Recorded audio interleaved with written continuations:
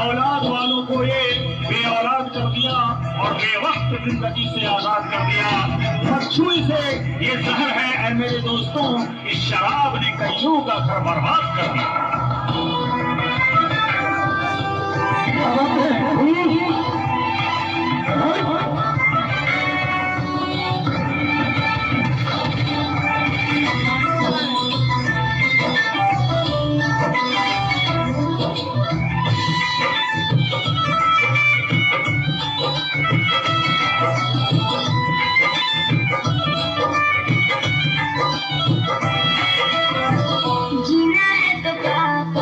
शराब मत पीना,